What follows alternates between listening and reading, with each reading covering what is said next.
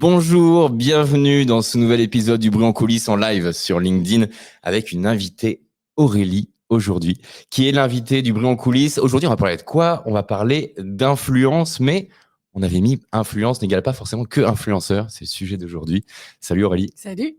Alors, je vous présente Aurélie rapidement et bien sûr, je vais te laisser te présenter à toutes les personnes qui nous regardent. Aujourd'hui, petite particularité, je prendrai les commentaires plutôt à la fin. Donc, laissez vos commentaires, on les prendra à la fin. L'idée, c'est qu'on converse tous les deux au sujet de l'influence. Directrice de la communication et de l'influence et de la e-réputation chez Cision. C'est ça. Et des relations publiques, c'est beaucoup de choses. Tu fais beaucoup de choses. Ouais. Un parcours très riche puisque tu as étudié en Floride, tu as fait de la communication politique, tu en fais toujours. Et puis, on a beaucoup parlé durant les élections d'influence politique avec les influenceurs. Mais toi, en 2007 déjà, tu avais été invité. Est-ce que tu peux nous en dire un peu plus d'ailleurs? Oui, alors j'ai un parcours effectivement un peu atypique, mais qui est en fait le résultat de rencontres humaines, je dirais. 2007, oui, 2007-2008, ça équivaut à la fois à la première campagne de Sarkozy, de Nicolas Sarkozy, où j'ai fait partie des premiers live blogueurs et puis ensuite des 10 blogueurs invités à l'Élysée dans le cadre de la rencontre entre Sarkozy et Obama. C'était la première fois que des blogueurs étaient invités avec des journalistes, donc c'était incroyable.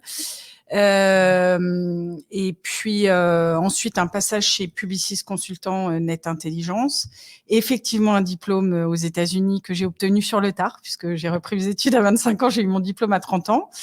Donc en sciences politiques, voilà. Et en 2008, j'ai aussi représenté Barack Obama dans les médias français, en fait, donc à la fois sur France 24.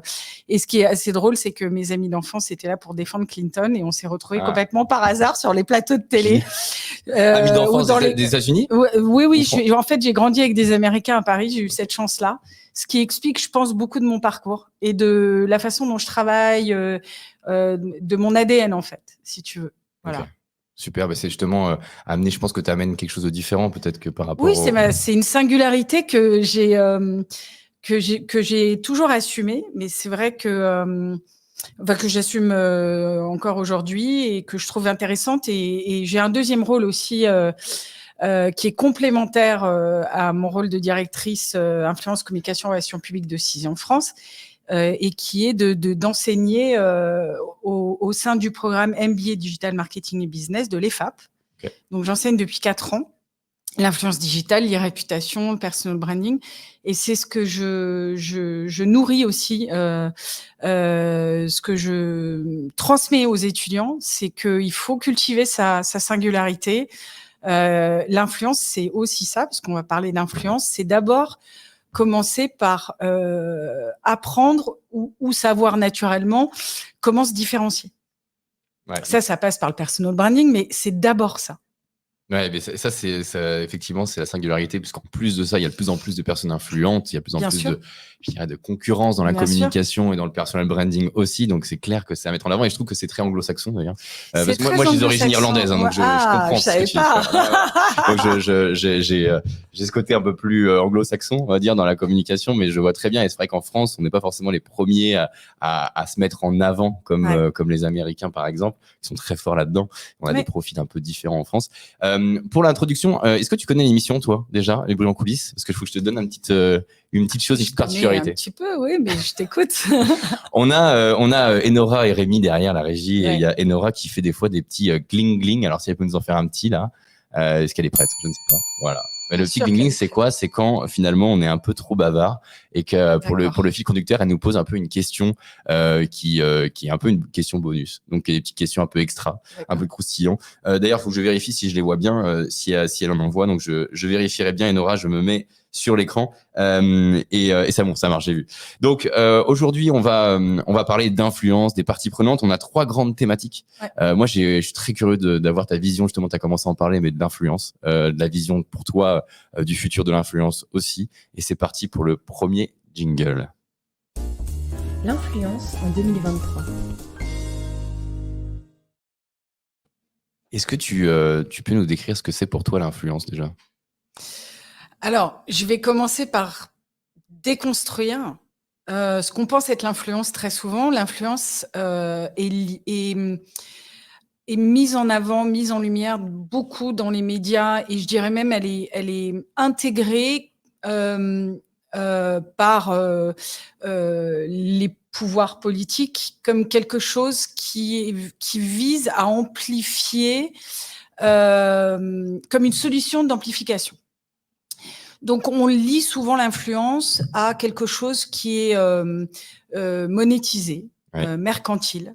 Or, pour moi, il y a 2 influences.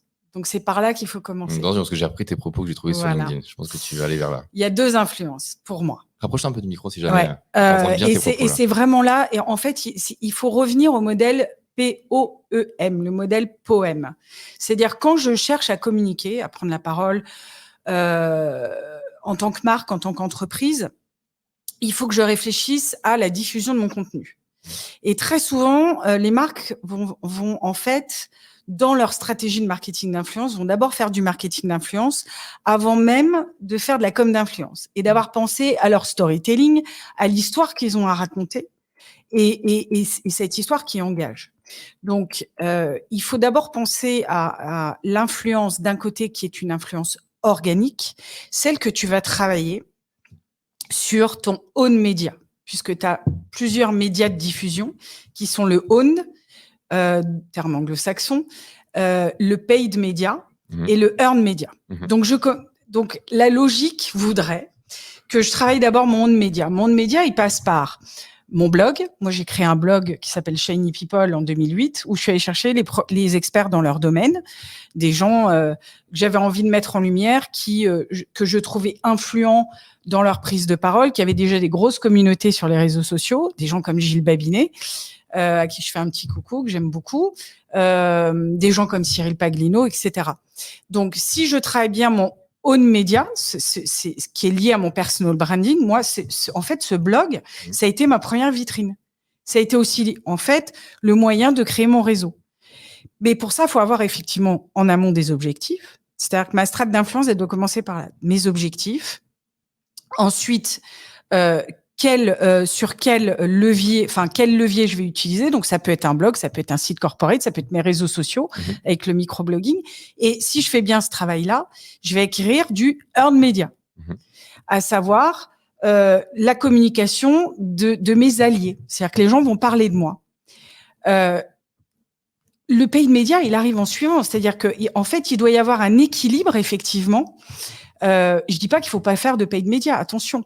Mais si j'ai pas travaillé mon own et que j'ai pas obtenu de earned, je n'ai aucun intérêt à faire du paid. Donc pour moi, l'influence. Pour toi, c'est le socle en fait. Ouais, c'est le socle. C'est-à-dire que tu travailles d'abord ton storytelling, bien sûr. Et je vais te répondre. Donc pour moi, il y a une influence qui est organique et qui passe donc par le own et le earned. Et ensuite, il existe une influence monétisée qui passe par le paid. Donc ça, voilà. Moi, je fais bien la distinction déjà entre les deux. Il y a une pyramide de l'influence qui existe, qu'on pourra proposer à nos interlocuteurs par la suite, que moi, j'ai un peu revisité à ma sauce, et qui consiste à dire qu'en fait, il y a 3 niveaux d'influence. Il y a les consommateurs. Aujourd'hui, n'importe quel consommateur peut faire vaciller une marque. Tout le monde est un influenceur potentiel. Ils peuvent faire vaciller une marque sur les réseaux sociaux en moins de temps que j'ai à prononcer cette phrase. La fameuse phrase même dans la vente où on te dit quand tu es insatisfait, t'en parles à cette personne. Exactement. Quand tu es content, t'en parles à 2. Exactement.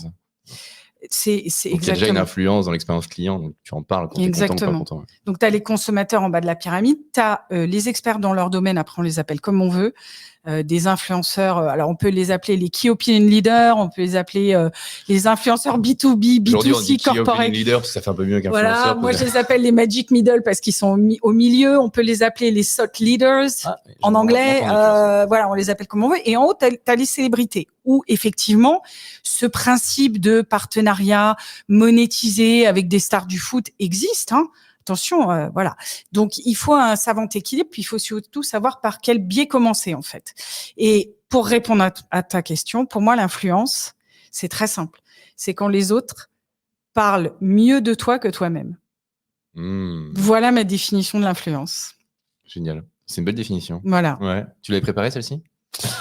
C'est-à-dire, je l'ai pas préparé. En fait, c'est. Non mais c'est stylé. C'est devenu mes définitions dans le sens où moi tout ce travail je l'ai fait en amont. Ça fait. Moi j'ai eu du mal à travailler. J'ai pas eu du mal à travailler mon personal branding. J'ai toujours su qu'il fallait que j'avance des arguments par rapport à ce que je faisais, que j'explique, que j'évangélise, que j'acculture, etc. Et l'engagement sur l'influence est venu ensuite naturellement. Mais sur l'influence vertueuse, positive, et aujourd'hui on parle beaucoup d'influence responsable, on va y revenir. Mais les gens maintenant m'appellent, mes parties prenantes m'appellent influenceuse d'influenceurs. Et c'est aussi la définition de Nicolas Bordas, qui dit l'influence au XXIe siècle, c'est d'influencer les influenceurs. Donc je me retrouve très bien dans cette définition. Bah, écoute, merci pour la définition. Ouais. Justement, je vais parler de toi parce que tu es une influenceuse aussi B2B, une key opinion leader. Ouais, en marketing, B2B. Voilà, parce que tu as pris le pas quand même très très tôt par rapport à ce qu'on connaît du marché de l'influence aujourd'hui en France. Parce qu'on parlait tout à l'heure de 2007 en blogueuse, mais c'était une autre mode de communication, je dirais, parce que 2007, les moyens de communication ont changé avec l'arrivée des réseaux sociaux et B2C puis B2B. Toi, justement, tu es sur quels réseaux sociaux? Parce que je crois que tu es présente sur LinkedIn, sur Twitter. Moi, c'est LinkedIn, Twitter, ça s'arrête là. J'ai arrêté Facebook parce que j'en pouvais plus. Ouais. J'y trouvais plus mon intérêt. Je dis souvent, puisque de par le passé, j'ai formé pas mal de. En fait, j'ai monté une méthodologie en stratégie d'influence sur LinkedIn et Twitter qui fonctionne réellement. Que t'enseignes là, justement? Que j'enseigne, oui, à l'EFAP depuis 4 ans et que j'ai transmise aussi par le biais de formation à pas mal de dirigeants. Et donc, je dis souvent qu'en fait, si on fait bien le travail sur un réseau social ou 2, ça suffit. En fait, moi, j'ai pas la prétention de savoir faire TikTok, Insta, etc. Et puis, limite, c'est pas mon expertise, ça m'intéresse pas. Et il faut pas prétendre savoir tout faire, je pense. Tu prêches un convaincu. Parce que je suis très, très convaincu que faut être meilleur dans un domaine ou sur un réseau social qu'être partout, tout le temps. J'aime beaucoup, par exemple, même les youtubeurs, tu sais, où t'attends pendant 2 semaines la vidéo hyper quali qui sort que sur YouTube en exclusivité, ou Twitch l'a fait à un moment donné, où moi j'ai capitalisé sur LinkedIn parce que chacun trouve son audience et son réseau principal, la manière de communiquer, et je suis d'accord avec ça parce que chaque réseau sont différents et la stratégie, on n'a pas non plus un temps indéfini quand on travaille à côté. C'est très chronophage, c'est ça le problème, c'est tellement chronophage. Et puis bon, après il faut pas faire de généralité. Une marque en B2C, elle a besoin. On parle d'un individu qui est en mode personal branding. On parle pas d'une marque qui a besoin d'être visible autant des consommateurs que les partenaires. On va y revenir. Mais moi, Twitter, j'ai mis du temps à m'y mettre. Ouais. Je trouve que en fait, il y a une viralité qui est différente sur LinkedIn. Sur LinkedIn, moi, j'ai toujours eu ce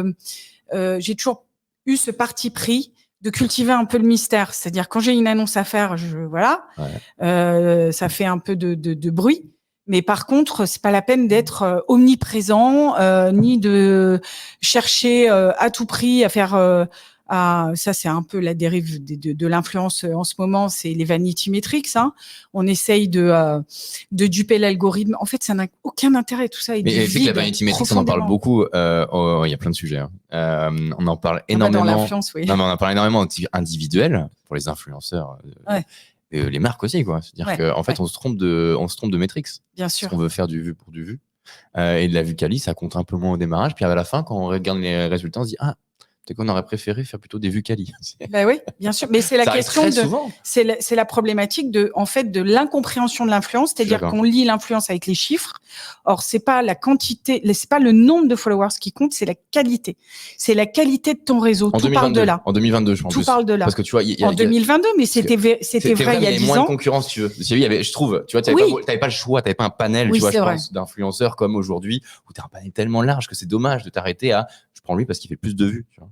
Alors qu'aujourd'hui, tu as un panel énorme entre la micro, la nano, la big influence. Mais tu vois, moi, ça me parle pas du tout, en fait. C'est cette histoire de nano, de micro et tout. Pour moi, ça n'a aucun intérêt. Ce que j'ai vu il y a 10 ans, en fait, c'est parti d'une une. Et pour cette petite anecdote, je pense qui va te plaire. C'est que moi, pourquoi j'ai créé ce blog? Je me suis dit, attends, j'ai déjà des gens dans mon réseau il était pas construit, mais j'avais quelques copains talentueux, dont un chroniqueur gastronomique, voilà, qui œuvrait sur Canal à l'époque, et qui était très loufoque, Abdel Alaoui. Ouais. C'est à quoi, il y a un peu plus de 10 ans. Une dizaine d'années, quand j'ai créé Shiny People. Et en fait, un jour, on est en pleine campagne Obama, qui a une importance en France, et je lis cette une, je sais plus quel papier, quel magazine c'était, mais où sont nos Obama français, l'improuvable Obama français. Et là, je me dis, c'est quand même incroyable. On est toujours sur cette histoire d'American Dream, en fait, mais le rêve français, il existe. L'ascenseur social chez nous, c'est vrai que c'est plus compliqué.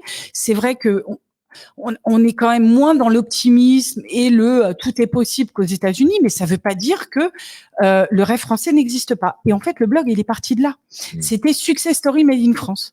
Et je peux te dire qu'il y a 10 ans, ce discours-là, il passait moins bien. C'est-à-dire que moi, encore une fois, j'ai cultivé ma singularité. J'ai dit, j'ai un petit côté, j'ai grandi avec des Américains. C'est ce qui fait mon ADN. C'est la manière dont je transmets, voilà.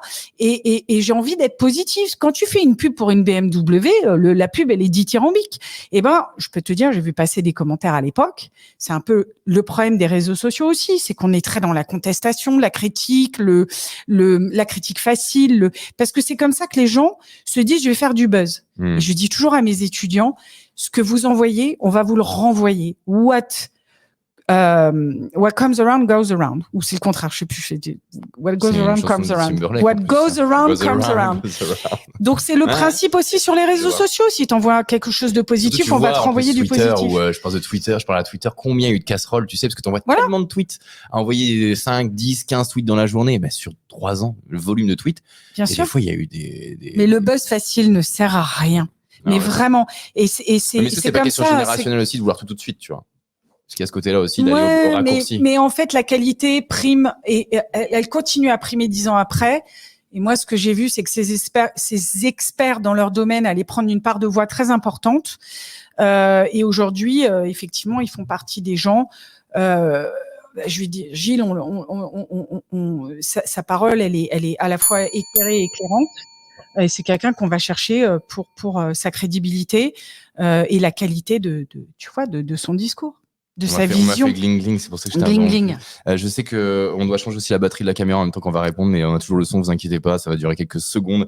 J'ai une question, quel est l'achat le plus... Alors rien à voir, hein. Les questions de gling, c'est des fois rien à voir, on sort un peu du contexte, mais quel est l'achat le plus utile que tu aies réalisé dans ta vie pro-perso à moins de 1 000 €? L'achat le plus utile, mon ordinateur. Hein. Ton ordi? Ouais.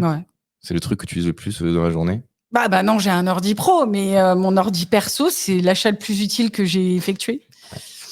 Okay. Après, je suis pas quelqu'un d'ultra matérialiste, donc. Ça peut être n'importe quoi après. Hein. Demande un deuxième, tiens. Ça peut être une formation, c'est une rencontre, ça peut être un accessoire effectivement ou autre chose qui te vient.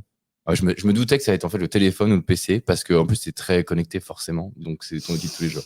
Ouais. Après. Ouais, non, voilà, j'ai 2 ordis et deux téléphones, ça suffit en fait, hein, j'ai envie de te dire. Un appart quand même.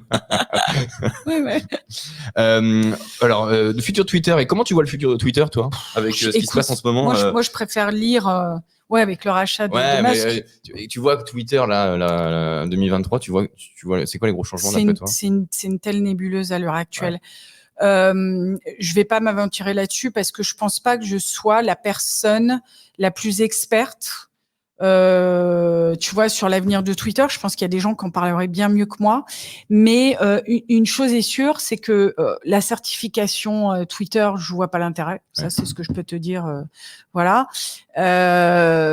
Et que je suis convaincue qu'en fait, la prise de parole d'un dirigeant comme Musk ou n'importe qui de toute façon, c'est le reflet de leur personnalité. Et pour moi, ce qui est en train de se passer avec Elon Musk, c'est tout à fait le reflet de sa personnalité, de cet Américain qui est au-delà d'extravagant, mais qui est vraiment dans les extrêmes, qui joue le chaud et le froid en permanence. Et en fait, tout ce qu'il arrive à faire, c'est qu'il déstabilise les marchés financiers. On a l'impression qu'il a un joujou entre les mains. Or, c'est beaucoup plus sérieux que ça, parce que derrière, on a des vraies problématiques et l'ampleur du phénomène est dingue. C'est-à-dire, il y a les fake news, mais il y a aussi les arnaques. Et alors ça, Audrey Chipot, vos stars en réalité qui nous écoute aujourd'hui. Coucou Audrey. Mais il y a beaucoup de commentaires, on les prendra à la fin, je vous le dis, vraiment restez. Voilà. On les prendra à la fin, c'est pour qu'on ait une meilleure conversation, mais on a des Christelle, Mélanie aussi, LinkedIn User, Delphine, on a du monde qui nous regarde. Je te conseille de recevoir Audrey un jour, tu vas voir, elle est très péchue et c'est une super experte sur les arnaques, elle se bat depuis des années. Donc voilà, petit clin d'œil puisque je sais qu'elle est là aujourd'hui.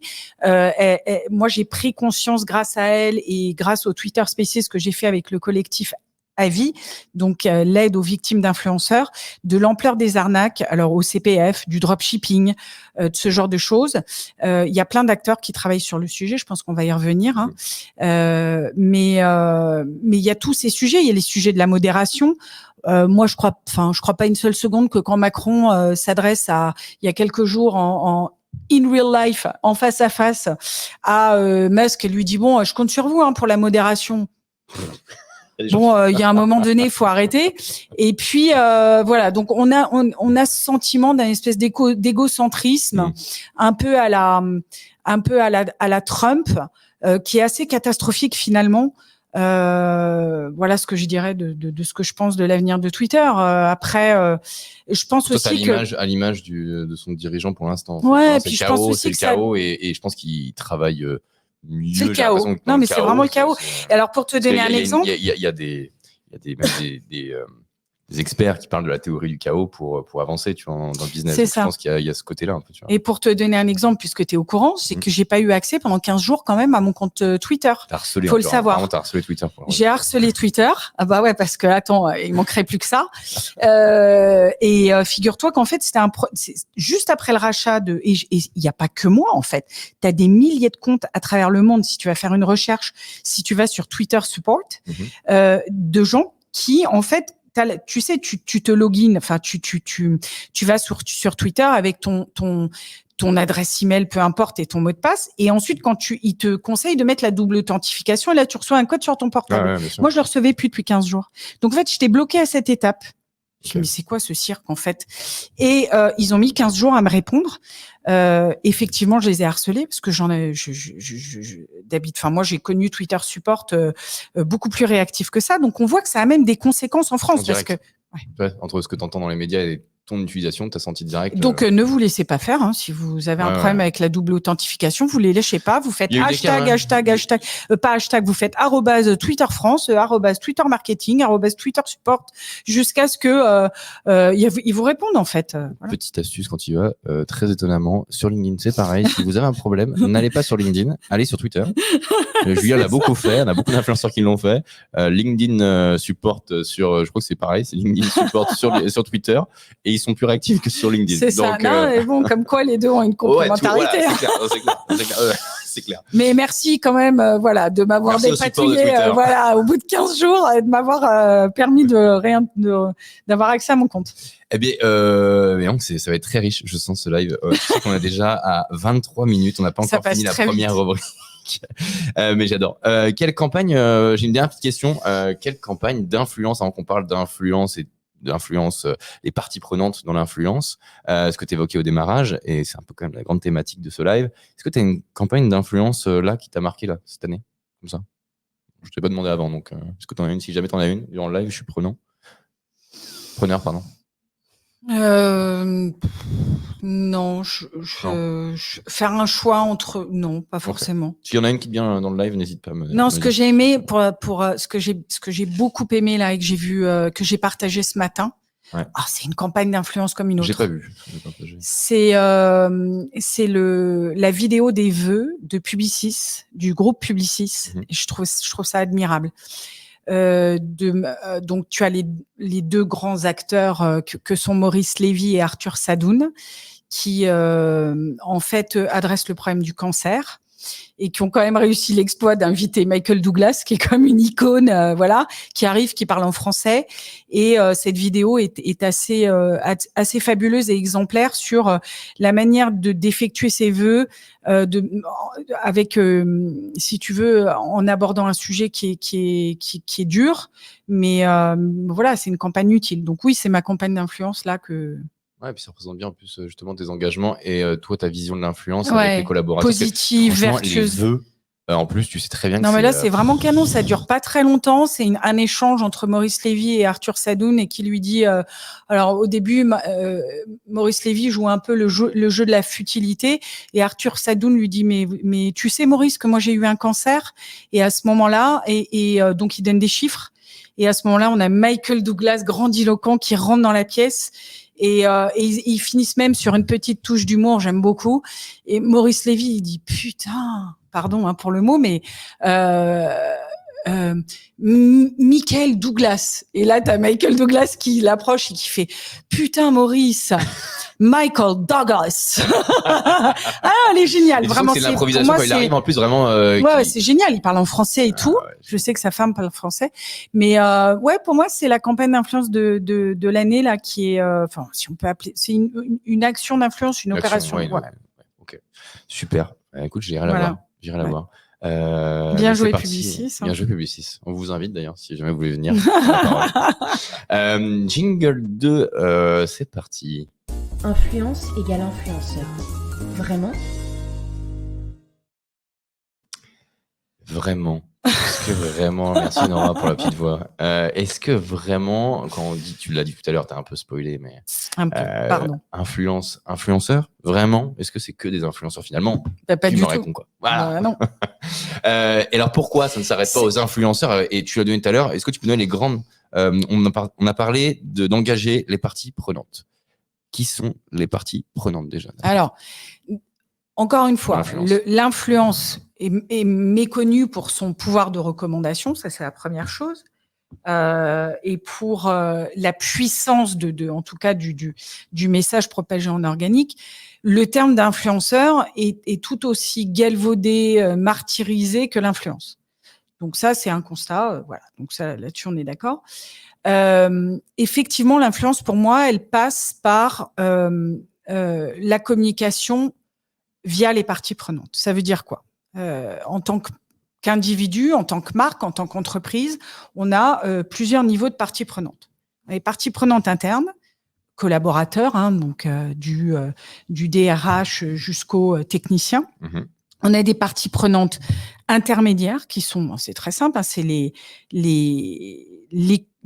clients et les partenaires stratégiques. Et ensuite, on a les parties prenantes externes qui sont excessivement nombreuses et c'est de là souvent, pas tout le temps, mais que par les bad buzz. Parce que si tu n'as pas cartographié en amont auprès de qui tu t'adresses et auprès de qui tu diffuses ta communication, en fait, tu contrôles rien. Pour moi, il y a deux manières de communiquer. Il y a la manière directe et la manière indirecte. La manière directe, on en a parlé, c'est par le biais de ses propres médias. Et la manière indirecte, c'est par le biais de l'activation d'alliés. Mmh. Donc, forcément, l'activation d'alliés, elle passe par la cartographie des alliés. Tes alliés, ils peuvent être en interne. Tu peux avoir dans ces parties prenantes, tu as forcément des influenceurs, des experts dans leur domaine. Et donc, si tu cartographies bien, j'ai du mal avec ce mot, tes collaborateurs, ça peut devenir des ambassadeurs de ta marque. Nous, c'est le cas chez Cision. On a des ambassadeurs en interne. C'est le principe d'employee advocacy. Ensuite, tu as le principe de partner advocacy. Aujourd'hui, nous, on a chez Cision des partenaires fabuleux, le Club des annonceurs, l'ADTEM. Je te garantis qu'au sein des deux, tu as des grands dirigeants français et des influenceurs. Voilà. Moi, avant d'intégrer Cision, j'avais déjà des partenaires. C'était le MBA-DMB. Le MBA-DMB, c'est les FAP. Hop, tu sais, c'est des écosystèmes, en fait. Il faut penser communication en termes d'écosystème. Et ce programme-là est en partenariat avec le Hub Institute, qui est le think tank digital français. Donc, à partir du moment où tu cartographies toutes ces personnes et que tu adresses ton message à ces personnes-là, alors, il faut faire en fait, et c'est là où je pense, je dois préciser. Adresser son message, ça ne veut pas forcément dire parler que de soi. La com, c'est pas ça. Ah, tu vas vite, là. C'est pas Parce que c'est ma parler question que de justement soi, après. Ouais. c'est aussi parler des autres. C'est-à-dire, aujourd'hui, par exemple, mon rôle au sein de Cision, c'est déployer ce qu'on appelle le thought leadership. Donc, à la fois l'expertise, l'exemplarité de Cision, grâce à l'advocacy marketing, d'accord? Mais ça passe par le fait de mettre aussi en avant, du coup, nos partenaires et de co-construire avec l'ensemble des parties prenantes sur, finalement, tout ce qui bouleverse nos métiers. D'accord? Donc, les transformations, que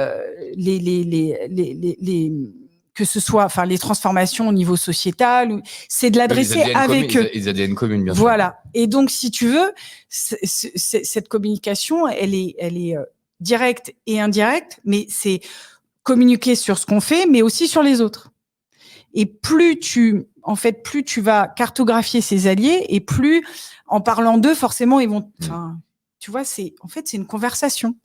Donc, ça doit être. Il faut trouver il faut trouver déjà les bons partenaires avec l'ADN commune et ne pas juste flatter l'ego de sa boîte.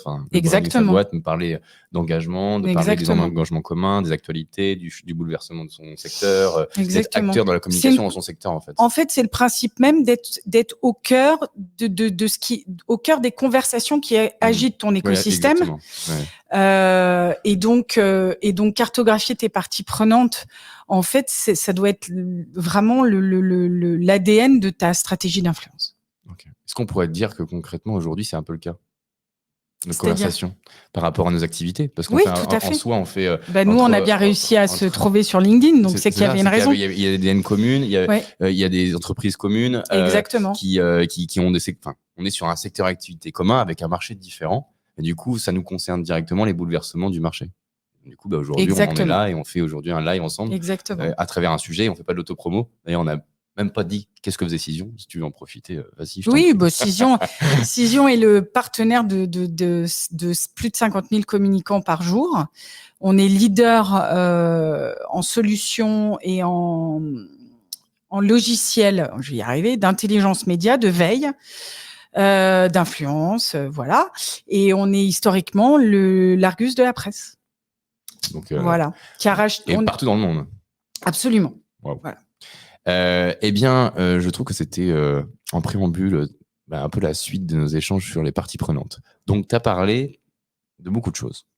La première, pour moi, j'aimerais qu'on parle du dirigeant, parce que pour moi, le dirigeant, c'est déjà l'exemplarité. Souvent, on parle d'exemplarité.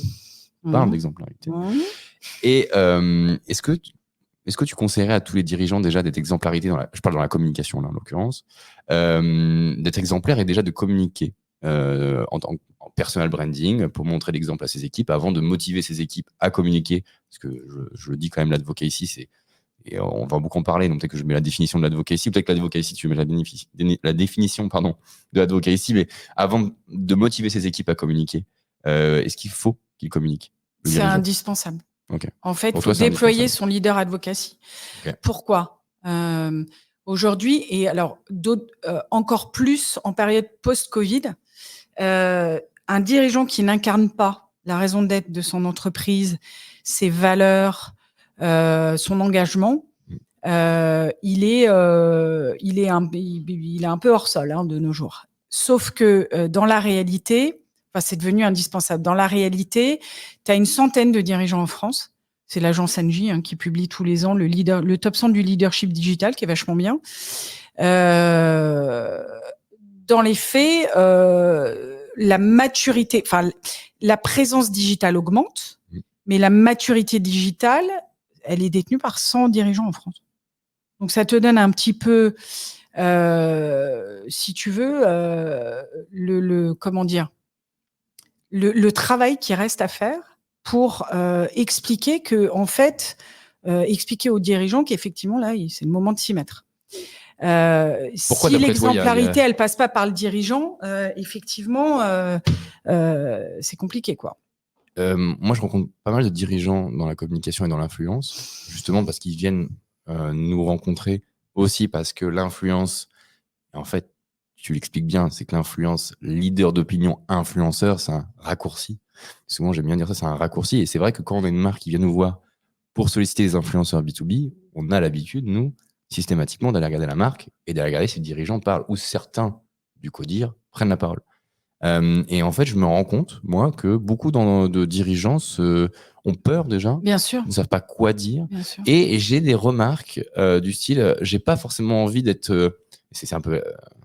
c'est les remarques que je peux entendre, hein, mais Ouais, la caricature du dirigeant, tu sais tout de suite en personal branding, ouais. incarner la réussite ou être no bullshit, c'est compliqué, ou sont pas forcément digital natives, donc prendre la parole, ils sont très très bons pour prendre la parole devant du public et faire du speaking, être speaker, etc. Il y a aucun problème. Et prendre la parole au quotidien sur les réseaux sociaux, il y a Ah, beaucoup mais d'appréhension ça m'étonne pas du et de tout ce que tu dis, préjugés, bien tu sûr. sais.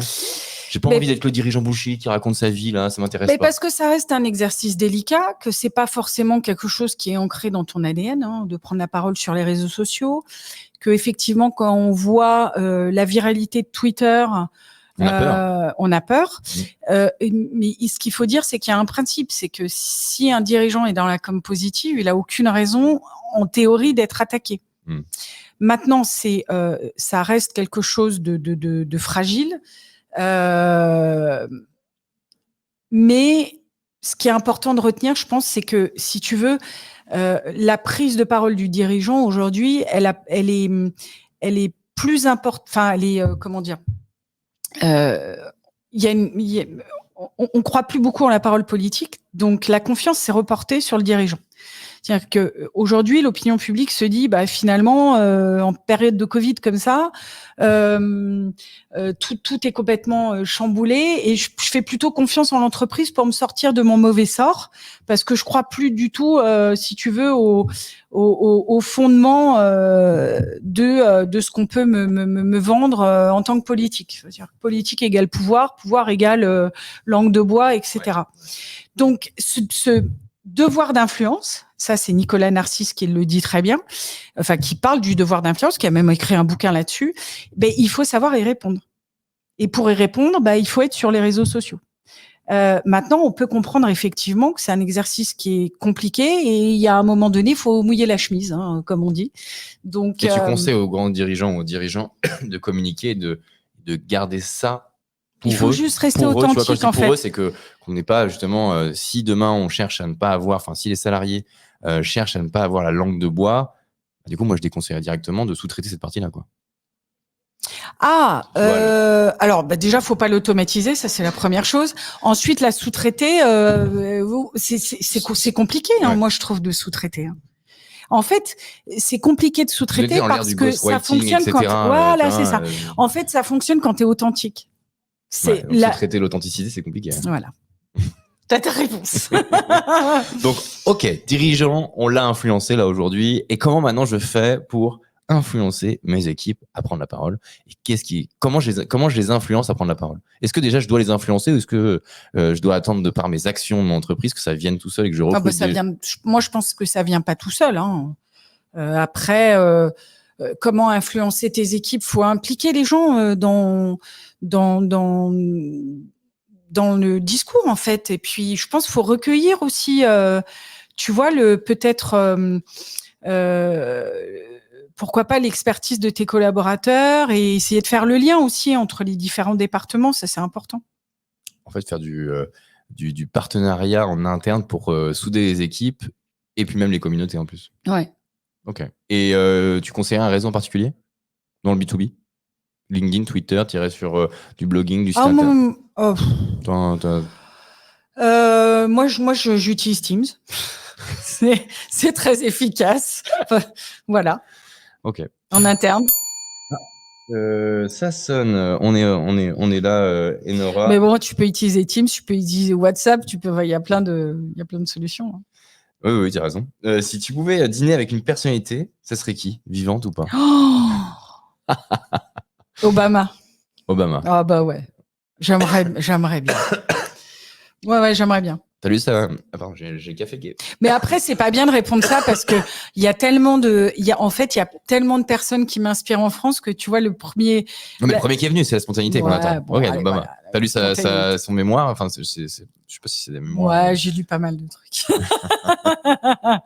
Mais j'aime bien le charisme du mec. Après celui de mon père, quand même. Mon grand fan, ça reste mon papa. Ah, c'est beau ça. Ouais, c'est vrai, c'est la vérité. Mais c'est Obama, justement. Oui, pas très loin. Écoute, merci Nora pour la petite question. Donc maintenant, on a parlé d'advocacy en interne, comment on influence, on motive ses équipes à prendre la parole aussi. Est-ce que tu peux me parler un peu, alors je sais que tu n'emploies pas forcément ce terme, moi j'avais mis co-branding, mais comment justement les partenaires dont tu as évoqué, je pensais notamment aux partenaires entreprises, comment tu fais pour, on a parlé d'ADN, mais comment tu fais pour prendre contact avec eux concrètement? Comment tu fais pour les approcher, leur dire, voilà, j'aimerais bien qu'on ait une opération commune, ou est-ce que tu as des petits tips? Parce que c'est pas forcément évident pour une marque de se dire, OK, qui je vais contacter? Mais si c'est des partenaires, normalement, tu dois pouvoir les contacter. Non, oui. Non, mais comment je les approche en disant, voilà, j'ai pensé à une opération. Alors, je pensais, par exemple, moi, quand je dis ça, je pense, on en parlera à la fin, d'un livre blanc, par exemple, Ouais. d'un podcast. Comment tu réfléchis en amont à ce que tu veux faire et qui tu veux contacter pour imaginer un partenariat, et tu lui proposes un projet, ou tu évoques le sujet avec lui et vous imaginez quelque chose ensemble, ou... Non, je vais plus avoir ma stratégie en amont. OK. Parce que si tu structures pas l'idée, tu vas forcément moins inciter la personne à... Enfin, il faut que toi, en amont, tu aies une idée de ce que tu vas proposer à ton partenaire, je pense, tu vois. Et on va en parler après, mais du gros projet Cision qu'on va dévoiler aujourd'hui, on exclut. Mais après, encore une fois, moi, ça fait partie de mon ADN. Je réfléchis toujours à... C'est inné pour toi peut-être, mais peut-être... Non, mais je réfléchis toujours à une solution de win-win. C'est-à-dire, qu'est-ce que ça peut nous apporter dans les deux sens? Parce que si ça t'apporte des choses à toi et pas à ton partenaire, ça n'a aucun intérêt. Ouais, bien sûr. Donc, bien l'identifier en amont, et après ouais. effectivement, amener peut-être un projet. Dans le cadre d'une strate d'influence, que ce soit un livre blanc ou un webinar, ou en fait, il faut que ça profite aux deux écosystèmes, tu vois. Et si en plus tu as la chance de pouvoir le diffuser sur LinkedIn, sur Twitter, tu as ce principe de bouche à oreille, c'est-à-dire en fait tu réunis il faut toujours réfléchir comme ça, tu réunis deux écosystèmes et donc tu gagnes en visibilité et pas que, en crédibilité aussi. Ok, donc venir avec son projet, identifier ses partenaires, venir avec son projet, en parler, et après derrière avec moi une je stratégie fonctionnerais commune. plus comme ça, ouais. Ok. Et pour finir cette thématique des parties prenantes, si on parlait un peu des influenceurs, déjà comment tu vois le marché de l'influence B2B, toi? Est-ce que quelle est ta vision de l'influence? Je pense qu'il est peu structuré. Non, c'est pas qu'il est peu structuré. Il est peu médiatisé. Alors, quand je dis influence B2B, je parle d'influenceur B2B, pardon. Je dis influence B2B, mais du coup, faut pas que je rentre dans l'écueil, moi aussi. Influenceur B2B, ouais, donc tu peux structurer encore pour toi les influenceurs B2B, ceux qui peuvent prendre la parole typiquement aux années folles. Nous, on a des leaders d'opinion. C'est ce que vous faites et ce que je fais moi, mais c'est vrai que c'est tellement moins médiatisé que le B2C qu'il y a encore du boulot, quoi. Est-ce que, par exemple, c'est pas que les agences sont pas structurées, attention, hein, ouais, c'est pas ce qu'on dit. Oui, il y en a pas beaucoup, mais ouais. C'est sûr. Et aux États-Unis, c'est peut-être un peu différent, tu sais, récemment. L'influence aux États-Unis, c'est associé au concept de thought leadership déjà, donc oui, il y en a plus. Okay. Mais cela étant, ils ont les mêmes problèmes. Moi, j'ai réussi à me connecter à être suivi par Bob Burg sur Twitter, que j'aime beaucoup. Mais ils ont les mêmes problèmes, en fait, des dérives de l'influence avec les stars de la télé-réalité. Donc en fait, on est vraiment, c'était drôle, enfin c'était enrichissant de pouvoir échanger avec lui. Lui, il pense aussi que l'influence est mal appréhendée aux États-Unis et qu'on donne trop on médiatise trop les stars de la télé-réalité. Donc tu vois, comme quoi c'est pas qu'un problème français. Ouais, bah oui. Mais c'est intéressant de le savoir en tout cas. Ouais, mais c'est vrai que c'est pas toujours l'image que tu as envie d'avoir de l'influence, mais c'est souvent comme ça aussi, souvent comme ça. Non, mais bon, après, on va pas se le cacher. Tu prends la musique. Les artistes les plus visibles sont pas forcément les meilleurs artistes. Oui, tout à fait. Souvent, mais bon, après, on va pas se le cacher. Moi, Magali Berda ne me représente pas, tu vois. C'est aussi ce que dit Émilie Cavanier d'Avasplay. On n'arrête pas, on le crie sur les toits et on commence à être entendu et ça fait plaisir. Mais non, Magali Berda ne nous représente pas et non, elle n'est pas la papesse de l'influence. Point. On parlait de 2007 au démarrage, donc. Point. Ouais, bah Moi, je préfère dire que voilà, un influenceur B2B comme, je te donne n'importe quel nom, mais Dominique Schelcher, le président de Système U, Alexandre Bompard, Marie-Christine Lannes, qui sont des gens qui se sont engagés dans leur prise de parole pendant le Covid pour répondre aux grands défis de cette période-là, me représentent. C'est pas Magali Berda. Ça, c'est sûr. Ouais, mais il faut une image peut-être plus grand public pour tout le monde. Bah, c'est plus facile. C'est pas forcément une image grande. Enfin, ce que m'expliquait Tristan Wellex pendant le Twitter Spaces qu'on a fait ensemble, c'est que, en tout cas, en tant que journaliste, tu pointes forcément du doigt quand tu fais un complément d'enquête, ce qui ne va pas, ce qui est négatif dans le milieu. Tu mets pas en avant ce qui fonctionne bien. Et donc, Tristan me disait, si demain je fais un complément d'enquête sur vous, il y a de quoi s'inquiéter. Donc voilà, la réponse est là en fait. Quand il t'appelle, généralement, c'est pas c'est ça pas fait bon super signe. C'est pas bon signe. Il y a beaucoup d'émissions comme mais ça. Je remercie Tristan quand même de m'avoir non, mais d'avoir partagé ça avec moi parce que c'est la réalité des choses. Eh bien, écoute, là on va parler de la dernière étape de ce live. Ça fait 45 minutes on est bien en timing. Et on lance le jingle, l'annonce, la grande annonce. Alors, c'est quoi cette grande annonce que tu as à nous faire, Aurélie, aujourd'hui? Hyper exclusif pour vous parce que c'était pas prévu de l'annoncer. En fait, nous sortons le livre blanc de l'influence digitale. On va dire mi-janvier 2023 chez Cision France. C'est un projet qui me tient réellement à cœur. En fait, c'est vraiment un projet que je cherchais à concrétiser auquel, si tu veux, je pense depuis très longtemps. Et de pouvoir mettre en lumière, éclairer, puisque c'est notre rôle chez Cision, on est éclaireur de marque, pouvoir éclairer la prise de parole, elle-même éclairer de tous ces acteurs et ces actrices de l'influence d'aujourd'hui, ça me tenait énormément à cœur. C'est un peu l'aboutissement, j'ai l'impression. Ouais. Depuis quelques années, je pense que c'est jamais l'aboutissement parce que tu vois, aujourd'hui on avance et ça on n'en a pas parlé, mais il faut le dire, les choses avancent sur le marché de l'influence puisqu'il y a eu une proposition de loi qui a été déposée par Aurélien Taché pour encadrer l'activité des influenceurs. Bercy reçoit des acteurs de l'influence le 9 sur la même thématique. Il y a des acteurs historiques comme le syndicat de conseil en relations publiques, l'ARPP, des gens comme Pascal Azria, Mohamed Mansouri, David Smirov, des gens qui sont très impliqués dans l'influence responsable depuis des années. Et donc, on voit que les choses avancent, et ça, c'est très important, et qu'elles remontent dans les sphères importantes. Donc, et aujourd'hui, je fais appel à des gens comme ça pour parler de l'influence. Ils m'ont à peu près tous dit oui, donc c'est plutôt très sympathique. On va avoir, on a des très beaux intervenants. Caroline Fayet, Édouard Fillas, qui ont fusionné Gin et Opinion Act. On a Gilles Babinet, on a Frédéric Fougera, Julie Mamoumani qui est Mamouze, l'Instagrammeuse star qui d'autre je peux te citer parce que c'est ça que tu veux que je te donne des noms. Je commence à c'est une de mes questions. Qui as-tu sollicité? Donc oui, vas-y, tu me devances, il n'y a aucun problème. Tous les gens qui font l'influence d'aujourd'hui, voilà. Et comment tu les connaissais déjà ou t'en as identifié des nouveaux aussi? Non, mais j'en connaissais beaucoup. Ça a été hyper compliqué pour moi.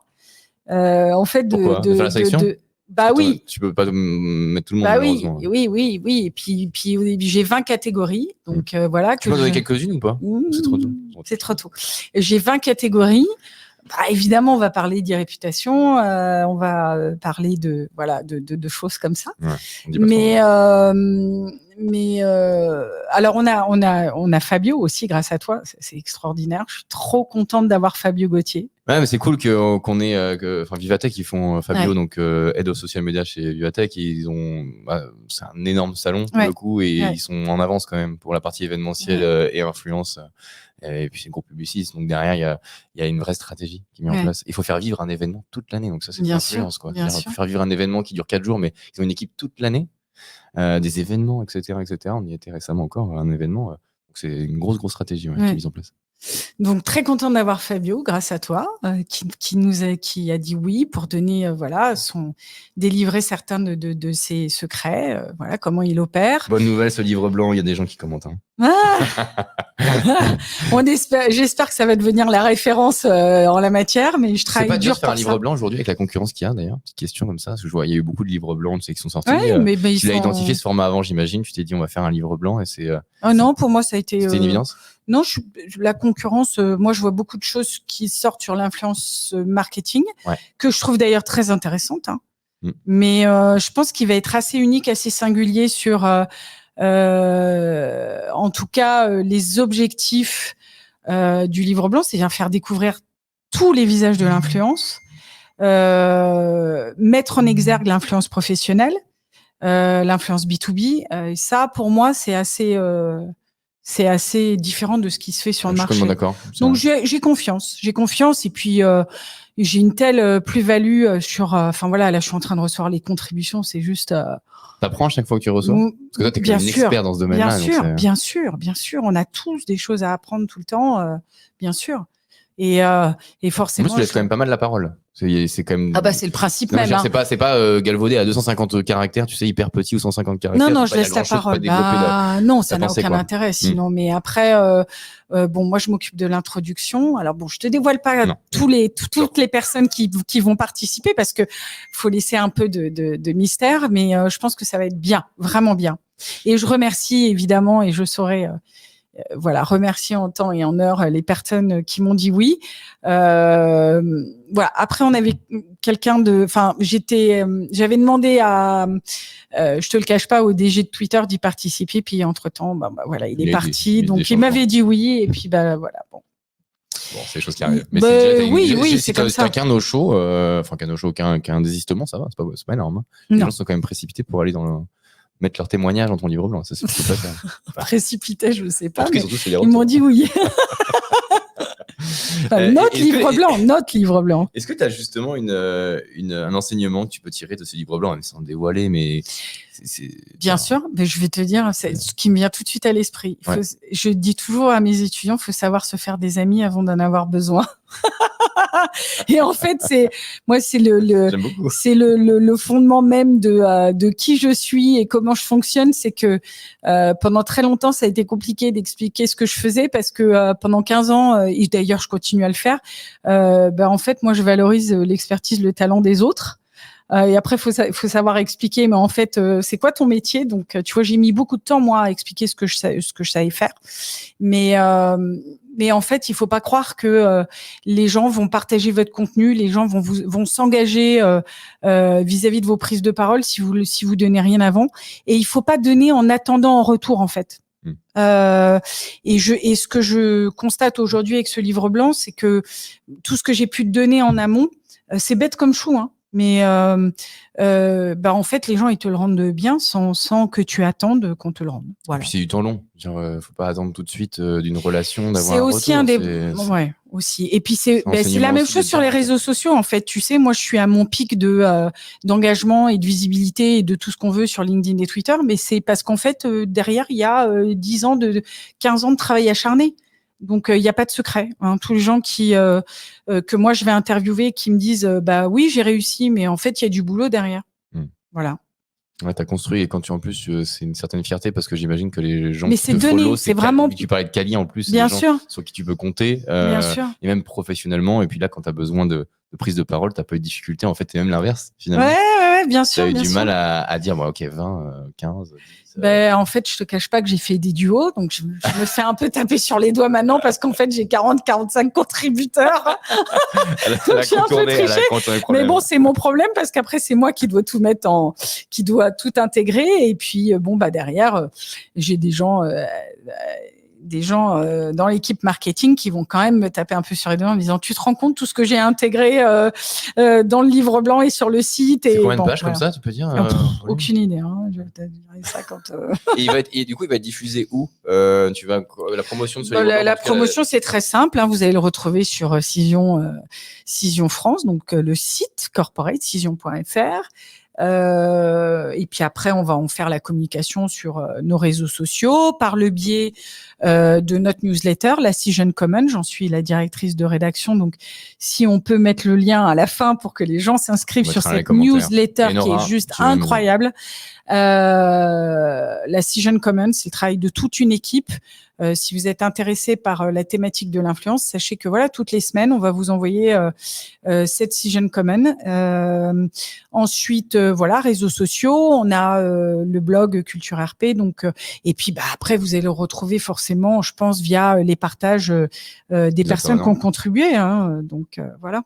Et il s'adresse, pour finir justement sur ce futur sortie du livre blanc, il s'adresse à qui en particulier? Il s'adresse à tout le monde. Je vois pas de raison qui s'adresse. Enfin voilà, on a une catégorie de contributeurs qui va de 25 ans à je sais pas 65, 70. Donc il est censé s'adresser à tout le monde. Okay. J'espère. Mais bon, évidemment, avec il s'adresse aux marques, il s'adresse aux dirigeants, aux acteurs de la com, du marketing, mais pas que. Voilà, pas que. Ouais, toutes les personnes. On aborde toutes les thématiques, hein, donc tu verras, il y a de quoi faire. Hein. Mais j'ai hâte, hein. Ouais, moi aussi j'ai hâte. Donc on attend janvier. Ouais, c'est ça, mi-janvier. Mi-janvier. Et bien pour finir, il nous reste 2-3 minutes. Déjà, où est-ce qu'on peut te suivre, toi, Aurélie? Est-ce que tu peux donner Aurélie Sioux, SIOU, sur LinkedIn. Et ensuite sur Twitter, @Aurélie Sioux. Voilà, c'est plutôt simple. Écoute, suivez Aurélie. Moi, j'ai une petite question laquelle que je vais prendre en dernière petite question. Une question bonus. Il y a une question que je pose tout le temps. J'aime bien la poser. Est-ce que déjà, j'en ai deux. Une ou deux. Je sais pas. J'aime bien celle-ci. Ce moment-là, j'adore. Est-ce que quelle est la personne en ce moment? Il y a une personne que tu suis particulièrement, enfin là je parle d'influenceur, en tout cas sur les réseaux sociaux, YouTube, Twitter, LinkedIn, vraiment, il sort un contenu. Alors peut-être pas Twitter parce que c'est tout le temps, mais il sort une vidéo et tu peux pas t'empêcher de la regarder. Il y a un créateur en ce moment en particulier. Ou même Twitter, ou même LinkedIn, pardon. Je peux pas m'empêcher de regarder. Moi, j'aime. En fait, c'est pas forcément une vidéo. C'est les publications d'Émilie Cabanier. J'adore, Davas, qui est très. Sur LinkedIn, du coup. Ouais, LinkedIn ou Twitter. Moi, j'aime beaucoup parce que Émilie, elle est très. Elle tourne pas autour du pot, quoi. Ce qu'elle a à dire, elle le dit. Ça fait du bien, du coup. Ouais. Y a pas qu'elle, hein, mais voilà, c'est la première personne à laquelle je penserais. Elle a tendance à me faire plutôt sourire. J'aime bien. Elle fait du bien. Ouais. Et puis en plus, on a été auditionnés ensemble à l'Assemblée nationale par Aurélien Taché, donc du coup, ça a été l'occasion de se rencontrer. Voilà. Écoute, moi, Émilie, grosse influenceuse LinkedIn. Et ouais. Non, mais c'est pour ça que j'ai dit LinkedIn parce que tout de suite, ça m'est venu à l'esprit. Mais après, il y a beaucoup de gens que je suis et qui, que j'apprécie aussi. Est-ce que tu as une personne inavouable que tu suis? Inavouable? Souvent, on me dit un influenceur qui n'a rien à voir avec ton métier, que tu aimes bien regarder de temps en temps, divertissant ou pas. Mais... Non, après, c'est plus des humoristes sur Insta, tu vois. T'es un peu sur Insta. Du coup, tu crées pas de contenu, mais tu consommes du Insta. Mais en fait, mon Insta, il est fermé. J'ai 400 followers, c'est des copains, la famille. Okay. Je publie plus, mais il y a des gens qui me font rigoler sur Insta. Moi, j'aime bien Gad Elmaleh, il me fait rire. Voilà, donc. En fait, Insta, finalement, c'est divertissement. Ouais. Okay. Ça fait du bien aussi. Il faut savoir décompresser. Je te conseille d'ailleurs, moi, en vidéo.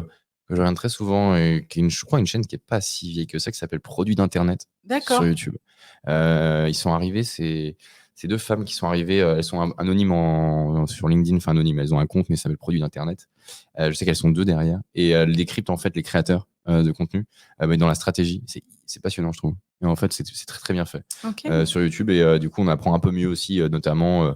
J'aimerais bien les inviter un jour, mais le problème c'est qu'elles sont anonymes, donc je pense pas que Ah ouais. on fera qu'en audio si vous voulez venir. Et elles décryptent justement et elles font les parallèles aussi avec les États-Unis parce que toi, les influenceurs français, les créateurs de contenu français et américains, ce qu'on peut retrouver, les stratégies qui sont adoptées et vraiment une analyse hyper fine de pourquoi finalement ça marche et le futur aussi parce que c'est bien de décrypter l'avant, mais elles arrivent quand même à donner une vision de où le créateur va aller au vu de sa stratégie. Et mais... en inavouable, je pensais à quelqu'un d'autre. Je dirais peut-être Booba, tu vois. Ah. Ouais, parce qu'en fait, je suis pas abonnée à Booba, mais de temps en temps, je vais voir parce qu'il me fait rigoler, quoi. Ouais, les caches. Après, bon, voilà. Je sais pas si je peux recommander, tu vois, ce genre de discours non plus. Donc, c'est juste. Inavouable, j'ai dit. Hein, donc, voilà. Bon. Voilà. Ok. Écoute, merci.